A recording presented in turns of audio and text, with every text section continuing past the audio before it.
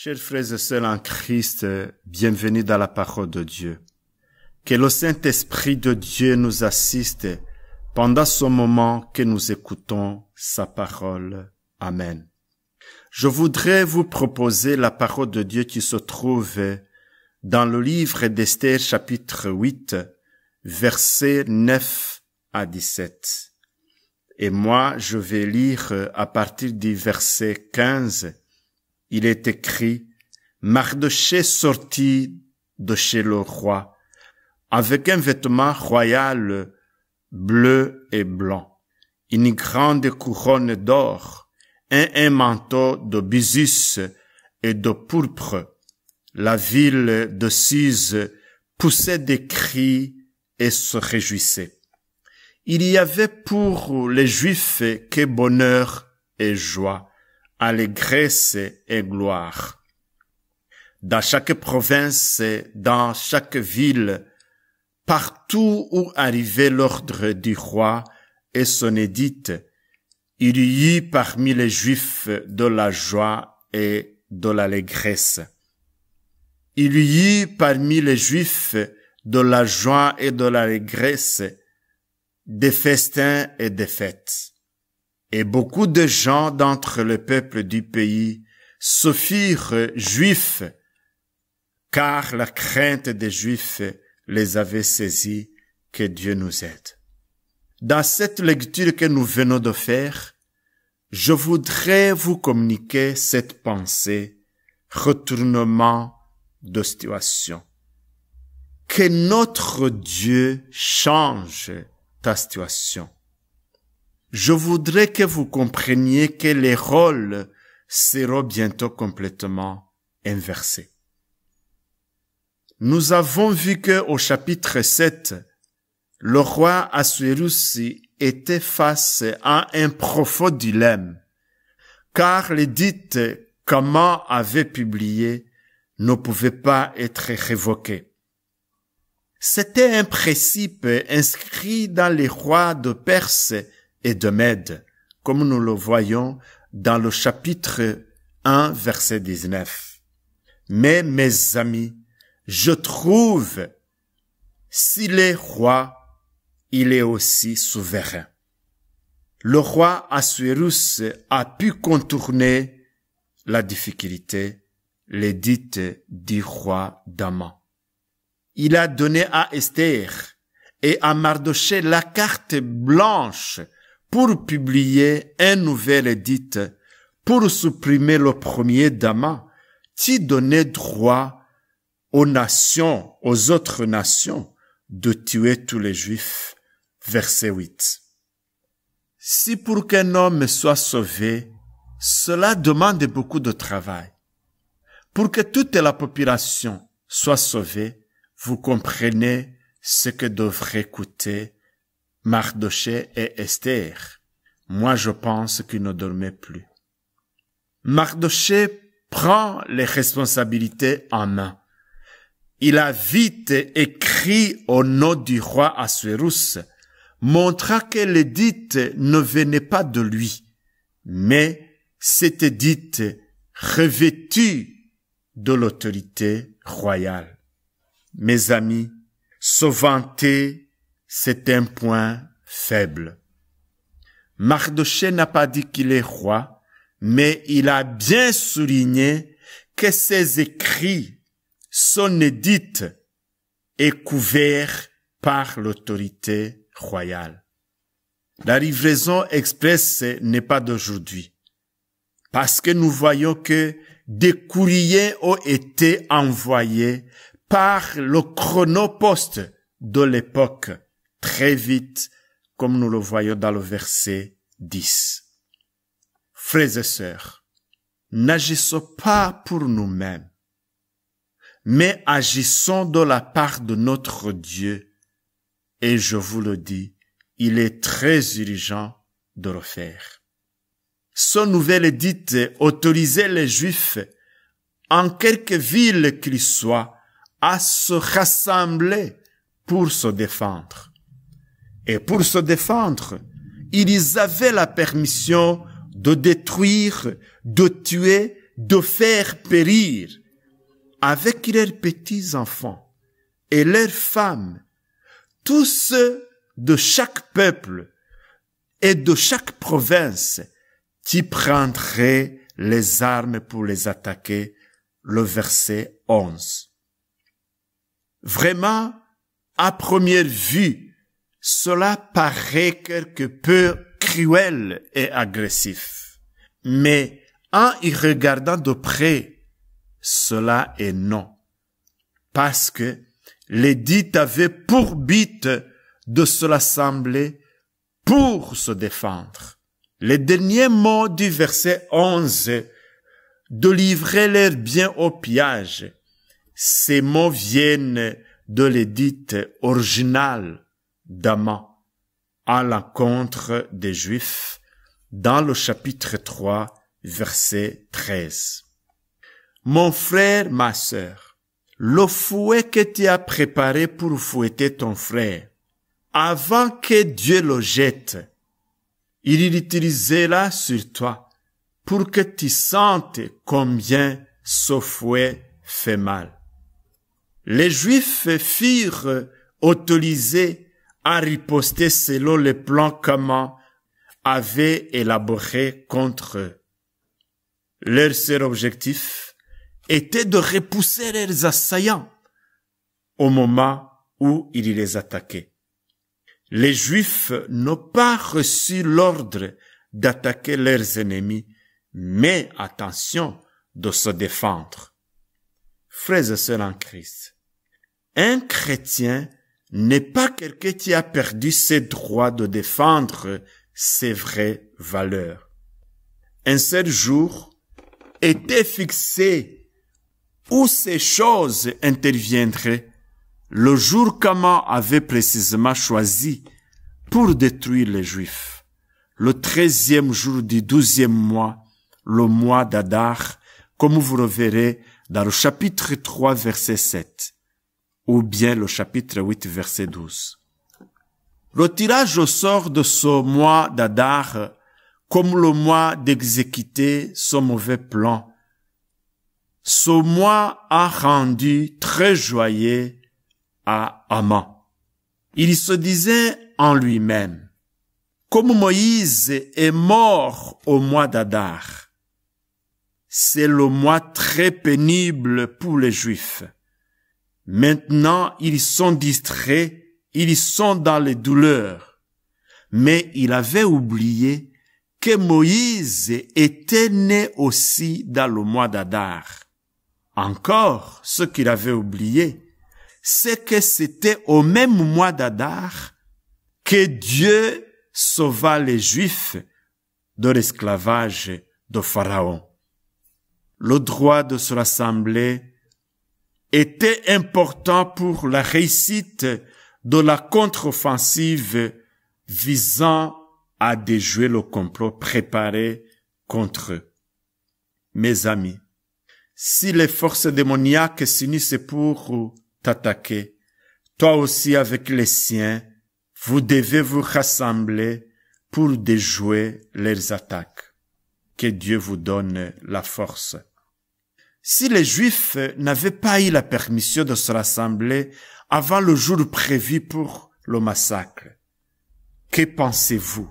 Je vous le confirme, aucune action préventive n'aurait été possible.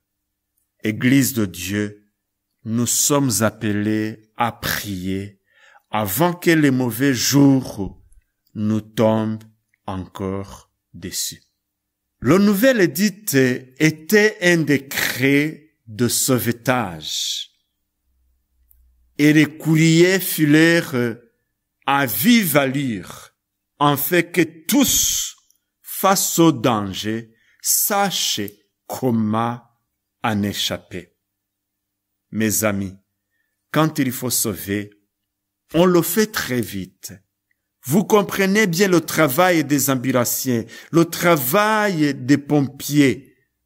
Quand c'est urgent, c'est urgent. On donnait aux Juifs la permission de se défendre. C'était en substance la teneur du message. comme il fallait couvrir des distances allant jusque plus de 3000 kilomètres, vous comprenez que la grande vitesse était exigée. Vous les mathématiciens, vous savez que la vitesse est aussi déterminée en fonction de la distance et temps. Plus le temps est court, plus la grande vitesse est exigée, parce qu'il est rare que la distance soit réduite. Frères et sœurs, la délivrance de Dieu transforme, je confirme. Lorsqu'on vit Mardochée sortir de la présence du roi avec un vêtement royal bleu et blanc, une grande couronne d'or, un manteau de byssus et de pourpre, comme nous le voyons dans le chapitre 8, verset 15, le peuple a réalisé que Dieu venait en son secours. Quand Mardochée était revêtu d'un sac symbolisait la détresse des Juifs. Mais quand ils le voyaient habillé de pourpre, ils ont compris directement que cela représentait leur triomphe. Le roi venait de lui accorder ses propres vêtements, qui étaient signe extraordinaire, un signe honorifique et royal. Mes amis, Mardochée n'agissait pas pour son propre compte, mais il représentait son peuple. La Bible nous dit au chapitre 3 que l'édit d'Aman avait apporté la tristesse dans la ville parmi les Juifs, mais cette fois-ci, l'élévation de Mardochée l'a transporté maintenant de joie. Mardochée était beaucoup soutenu par son peuple, mais il n'osait pas de le dire en vive voix. La ville de Suse poussait des cris et se réjouissait de voir leurs représentants honorés. La parole de Dieu nous dit, c'est la sagesse de Salomon en Proverbe chapitre 11 versets 10 et 11. C'est cette parole qui se confirme. Quand les justes sont heureux, la ville est dans la joie. Et quand les méchants périssent, on pousse des cris d'allégresse. La ville s'élève par la bénédiction des hommes droits, mais elle est renversée par la bouche des méchants. Que Dieu nous aide. On attendait les joyeuses festivités du peuple juif d'une extrémité de la ville de Suse à l'autre. Mais dans chaque province et dans chaque ville, que Dieu nous aide. Dès que le message leur parvenait, ce n'était plus que joie et allégresse, festin et fête parmi les Juifs. Les Juifs avaient lumière et allégresse, joie et honneur, verset 16. La victoire de Mardochée symbolisait et proclamait la victoire de tous les Juifs. Souvenez-vous que dans l'Ancien Testament, la lumière est un symbole de prospérité et de bien-être. Vous le trouverez en 2 Samuel, chapitre 22, verset 29, ou en Job, chapitre 18, verset 5 et verset 6. Le psaume de David, chapitre 27, commence ainsi. L'Éternel est ma lumière et mon salut. De qui aurais-je crainte? L'Éternel est le soutien de ma vie. De qui aurais-je peur? Vous le verrez aussi, le psaume 36, verset 9, le psaume 97, verset 11, le psaume 112, verset 4, le psaume 139, verset 12. Après l'obscurité du désespoir qui s'était abattu sur les Juifs, maintenant cette fois-ci, ils voyaient venir la lumière de la délivrance. Chers frères et sœurs en Christ, c'est ce que je vous souhaite, moi aussi. Que vous puissiez voir venir la lumière de la délivrance vers votre portée. Le soleil éperçait leurs nuages menaçants. Les Juifs goûtaient à la joie. Il y pouvait se faire l'écho des dernières paroles de David. En 2 Samuel chapitre 23 versets 3 et 4, la parole de Dieu nous dit: le Dieu d'Israël a parlé. Le rocher d'Israël m'a dit. Celui qui règne parmi les hommes avec justice. Celui qui règne dans la crainte de Dieu. Est pareil à la lumière du matin quand le soleil brille. Et quand la matinée est sans nuage. Ses rayons après la pluie font sortir de terre la verdure. Amen. Les Juifs avaient envie de crier et de chanter. La tristesse faisait place à la joie de la foi, la joie de l'espérance. Il y recevait l'honneur au lieu d'insultes et de sombres menaces de douleur. La parole de Dieu nous dit que beaucoup de gens d'entre les peuples du pays se firent juifs, car la crainte des Juifs les avait saisis. Le verset 17. Les rôles étaient complètement inversés. Mes chers amis, écoute ce que je te communique maintenant. Les rôles bientôt seront complètement inversés. Les rôles bientôt seront complètement inversés. Quand les fidèles entrent en scène, quand la foi est mise en action, leur patience renverse les situations impossibles. Mes amis, permettez-moi de vous lire l'histoire de Jéricho pour que vous compreniez combien la puissance de la parole va nous créer le chemin. Josué chapitre 6 verset 1er à 5 et le verset 20. Jéricho était fermé et barricadé devant les enfants d'Israël. Personne ne sortait et personne n'entrait. L'Éternel dit à Josué: vois, je livre entre tes mains Jéricho et son roi Sévaïa Sordan. Faites retour de la ville, vous tous les hommes de guerre. Faites une fois le tour de la ville. Tu feras ainsi pendant 6 jours. 7 sacrificateurs porteront devant l'arche cette trompette retentissante.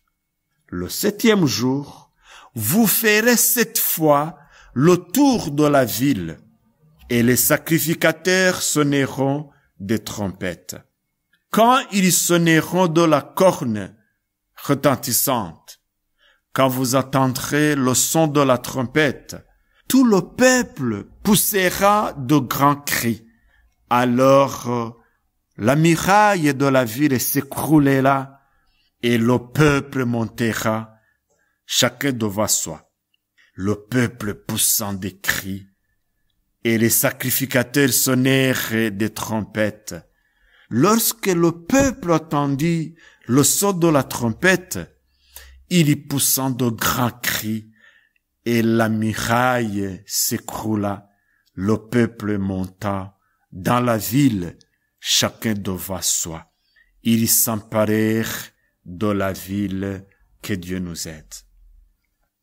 Frères et sœurs, peu importe les épreuves que vous avez subies, peu importe les épreuves que vous êtes en train de subir, si vous le croyez, bientôt les rôles seront complètement inversés.